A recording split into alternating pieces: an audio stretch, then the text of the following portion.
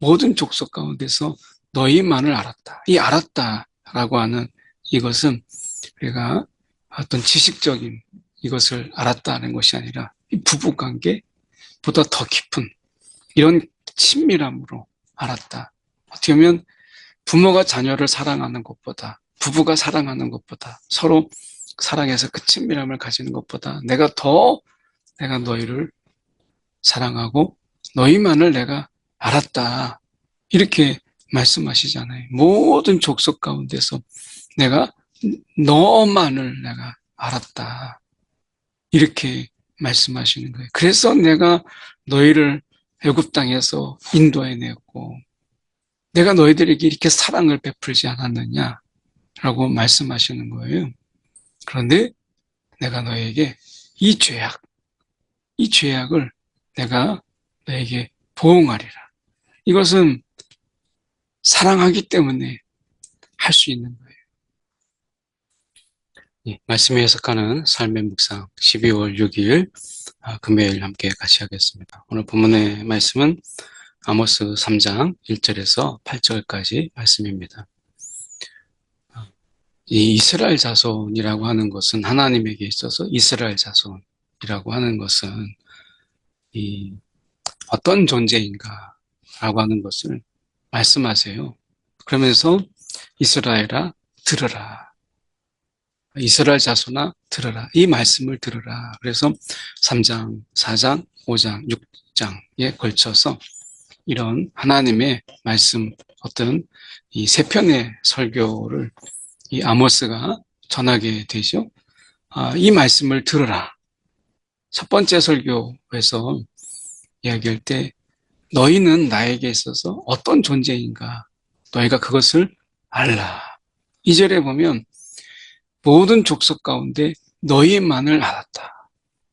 모든 족속 가운데서 너희만을 알았다. 이 알았다라고 하는 이것은 우리가 어떤 지식적인 이것을 알았다는 것이 아니라 이 부부관계보다 더 깊은 이런 친밀함으로 알았다. 어떻게 보면 부모가 자녀를 사랑하는 것보다, 부부가 사랑하는 것보다, 서로 사랑해서 그 친밀함을 가지는 것보다 내가 너희를 사랑하고 너희만을 내가 알았다. 이렇게 말씀하시잖아요. 모든 족속 가운데서 내가 너만을 내가 알았다. 이렇게 말씀하시는 거예요. 그래서 내가 너희를 애굽 땅에서 인도해냈고 내가 너희들에게 이렇게 사랑을 베풀지 않았느냐라고 말씀하시는 거예요. 그런데 내가 너에게 이 죄악을 내가 너에게 보응하리라. 이것은 사랑하기 때문에 할 수 있는 거예요. 남이면 이렇게 하지 않죠. 그래서 사랑하기 때문에 내가 너에게 이 모든 죄악을 너에게 보응하리라. 이렇게 말씀하세요. 오늘 하나님이요. 너희만을 알았다. 이 하나님의 이 깊은 하나님의 이 사랑의 고백이거든요. 그런 가운데서 그렇게 사랑하시는데 이 죄악을 보응하시는 이 하나님의 이 마음 이것이 고스란히 담겨져 있어요. 그 이유를 말씀하세요. 심판의 이유. 왜 우리가 심판을 당해야 됩니까? 그렇게 사랑한다고 하면서 왜 우리 가운데 이렇게 심판하셔야 됩니까? 라고 항변하는 그들에게 아모스는 이렇게 이야기합니다. 두 사람의 뜻이 같지 않은데 이 광야의 여행자들은 우리가 여행할 때 어떻게 만남의 시간을 정하고 장소를 정해요. 그래서 만나고 같이 가야 되잖아요. 근데 그 약속을 지키지 않는 거예요. 그 시간을 지키지 않고 만남의 장소에 이르지 아니하고 그래서 어떻게 보면 이 약속한 이후에 같이 가야 되잖아요. 그러니까 이 여행이라고 하는 것은 누군가 같이 갈 때 그 마음을 좀 맞추고 이렇게 여행이 즐겁지. 막 약속도 어기게 되고 또 중간에 뭐 또 딴소리 하게 되고 이렇게 하면 어떻게 가겠어요. 그래서 두 사람이 뜻이 같지 않는데 지금 하나님과 이 이스라엘 백성은 이 언약 가운데서 같이 하기로, 동행하기로, 그 뜻을 같이 하기로. 그래서 하나님이 그들을 사랑한 것처럼 그들이 하나님을 사랑하는 이 사랑의 동행이잖아요. 그런데 이게 뜻이 같지 않는 거예요. 한쪽에서는 일방적으로 사랑하는데 한쪽에서는 그렇지 않는 거예요. 불평하고 만망하고 막 무시하고. 그러면 그게 어떻게 동행하겠어요? 그러면서 어떤 일들엔 다 원인이 있다. 너희들 가운데 내가 이 보응하는 것이 그냥 내 마음이 단순하게 변화돼서 내가 그렇게 사랑한다고 했다가 내가 단순하게 내가 변심해서 너에게 이렇게 하는 것이 아니라 봐라 사자가 움킨 것이 없는데 수풀에서 부르짖으며 젊은 사자가 잡은 것이 없는데 어찌 굴에서 소리를 내겠느냐. 저 짐승들도 뭔가 이유가 있으니까 포효하는 거고 부짖는 거고 그리고 소리를 내는 거 아니겠느냐. 자기 영역을 이야기하고 다른 것들에 대해서 넘보지 못하도록 하는 이런 것들이 그냥 있는 것이 아니라 뭔가 움켜진 게 있고 잡은 것이 있어야 그들도 부르짖지 않느냐. 이유가 있다라고 하는 거예요. 덫을 놓지 않는 이러한 땅에 새가 그냥 거기에 가서 치이겠느냐. 덫에 걸렸으니까. 그래서 어떻게 하면 이 덫이 어찌 땅에서 튀겠느냐. 뭔가가 잡혔으니까 그렇지 않겠느냐. 원인이 있다. 너희가 세상의 이치 속에서 이런 원인을 알면서 왜 하나님이 우리를 벌하시고 보응하시고 심판하시는가 라고 하는 것에 대해서 왜 너희는 생각해 보지 않느냐. 왜 돌아보지 않느냐. 그저 하나님이 왜 나에게 이렇게 하십니까? 나에게 묻기 전에 너희가 돌아보라. 내가 너희를 이렇게 사랑했고 내가 너희만을 알았는데 이렇게 하기까지 내 마음이 어땠는지 내가 얼마나 괴로움 속에서 이것을 하지 않을 수 없기에 이것을 행하였는지 너희가 돌아보라 라고 하는 거예요. 어떻게 보면 우리가 어렸을 때 철없을 때는 부모님이 혼내는 것에 대해서 왜 혼내는 거? 난 잘하고 있는데 내가 알아서 할 건데 이렇게 생각하죠. 근데 나중에 부모가 되고 나면 그 시간들 저렇게 그냥 헛되게 보내는 이런 시간들이 너무 아까운 거예요.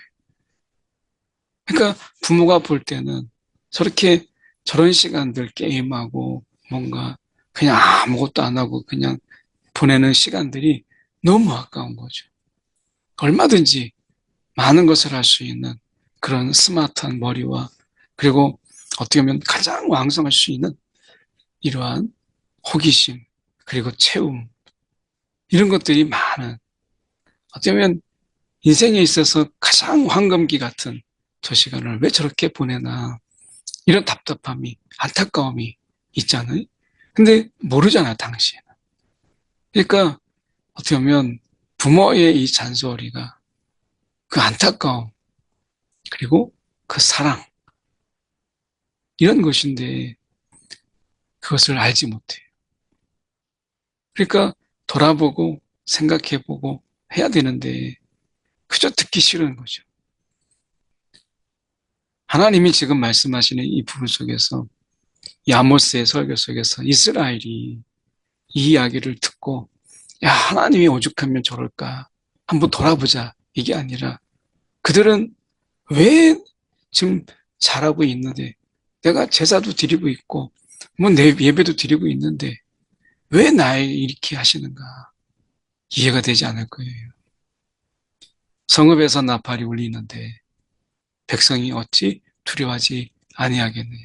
이것은 전쟁과 심판과 그리고 그 속에서 이 나팔이라는 것은 응급한 상황, 뭔가 특별한 일이 생긴 것 이런 거잖아요. 재앙이 임했다든지 이런 거예요. 그래서 지금 말씀하시는 게 여호와의 행하심이 없는 재앙이 있느냐? 지금 여호와께서 행하심이 없는 재앙이 있느냐? 이 재앙 하나님이 하신 것이다. 이 보응이 하나님께로 있는 것이다. 라고 하는 것이죠. 이 하나님을 너희가 과연 두려워한 적이 있느냐? 말씀하시는 거예요. 너희가 나팔을 불어야만 두려워하니 하나님의 음성을 듣고 두려워하지 않는 이 어리석음을 어떻게 하겠느냐? 라고 하는 거예요. 오늘 우리가 주식이 떨어지고 그리고 세상의 경제가 안 좋아질 때는 우리가 걱정하면서 막상 하나님의 말씀에 우리가 경고하시고 하나님 말씀에 돌아오라 하는 속에서는 두려움을 갖지 않는 이런 마음이 있다면 우리가 돌아봐야 돼요. 주 여호와께서는 자기의 비밀을 그 종 선지자들에게 보이지 아니하시고는 결코 행하심이 없느니라. 그래서 이 아모스는 이제 그 하나님의 비밀, 그 하나님의 심판, 이것을 예언하지 않을 수 없는 거예요. 이 하나님의 재앙, 이것을 전하지 않을 수 없는 거예요. 이 아모스는 이것이 자기에게 있어서 주어지는 이 사명 속에서 이것을 내용이 심판의 내용, 예레미야가 그랬던 것처럼 이 내용을 전하고 싶지 않는데 내가 결코 이것을 전하지 아니할 수 없는 하나님의 예언 맡은 자로 그 말씀 맡은 자로 전하지 않을 수 없는 것이죠. 이것이 듣기에는 보응의 소식이고 하나님의 재앙의 소식이니까 듣기를 원치 않지만 그러나 그 속에서 하나님의 사랑, 하나님의 기다리심, 하나님의 그 오래 참으심을 바라본다면 이 선지자는 이 하나님의 마음을 알기에 전하지 않을 수 없다는 거예요. 하나님께서 자기의 비밀, 이 심판, 재앙도 있지만 그 사랑, 오래 참은 긍휼, 이 다 포함되는 거잖아요. 이 선지자에게 보이셨을 때 이 선지자는 그것을 예언하지 않을 수 없고 그가 전하지 않아야 할 수 없다라고 하는 것입니다. 그래서 이 사자처럼 어떻게 보면 사자가 부르짖은즉 누가 두려워하지 아니하겠느냐. 하나님이 이 포효하는 이 사자처럼 이 말씀을 전하라 하기에 그는 이 전하지 않을 수 없는 이런 가운데서 우리가 전하고 있다는 것을 보게 되죠. 이것을 우리가 좀 다르게 생각해 본다면 사자의 이런 포효처럼 말씀하시는 이 말씀, 오직 이 세상에 살아가면서 이 하나님의 말씀을 두려워하고 그 말씀에 순종하기를 우리가 기뻐하고 오늘 말씀이 중심이 되는 이러한 삶, 이러한 삶으로 너희가 돌이키라 라고 하는 거예요. 선지자가 이 하나님의 음성을 사자가 부르짖은 것처럼 들렸다. 그래서 이렇게 말씀하시잖아요. 그러니까 선지자의 말을 듣는 그런 자들도 이 하나님의 사자의 그런 포효, 이것처럼 우리가 들어야 된다. 귀를 기울여야 된다. 정말 들으라. 오직 듣지 않으면 하나님이 사자의 이 부르짖음처럼 선지자를 통해서 외치시겠어요? 부르짖으시겠어요? 그 소리를 들으라 라고 하는 것입니다. 우리의 죄에 대해서 지금 분노하시고 그리고 그것에 대해서 하나님이 얼마나 하나님께서 그들에게 돌아오라고 하시는지 이 말씀을 들으라 말씀하시는 것입니다. 오늘 우리가 어떤 것에 귀를 기울이며 두려움에 사로잡힙니까? 어떤 것에 우리가 귀를 기울이며 그 말에 우리가 걱정하고 염려합니까? 오늘 하나님 말씀을 들으라. 그분의 이 사자의 부르짖음 같은 소리에 귀를 기울이는 그리고 그분의 말씀을 우리가 무겁게 귀담아 듣는 저와 여러분 되기를 소망합니다. 기도하겠습니다. 사랑이 많으신 하나님 아버지, 오늘도 하나님의 말씀이 무시되고 귀를 기울이지 아니하고 새겨 듣지 않는 이 세상 속에서 오늘 하나님의 그 음성, 사자의 포유처럼 두렵고 너무나 무서운 우리가 하나님의 음성, 그 음성 속에서 하나님의 사랑, 그리고 긍휼, 그리고 하나님의 신실하심을 우리가 바라볼 수 있고 또 귀 기울일 수 있는 우리의 심령들 되게 하여 주시옵소서. 어떤 소식에 우리가 민감하게 반응하는가를 돌아보면서 우리가 하나님의 음성에도 영적 민감함으로 귀를 기울이는 우리의 심령들 되게 하여 주시옵소서. 살아계신 예수 그리스도를 받들어 기도드리옵나이다. 아멘.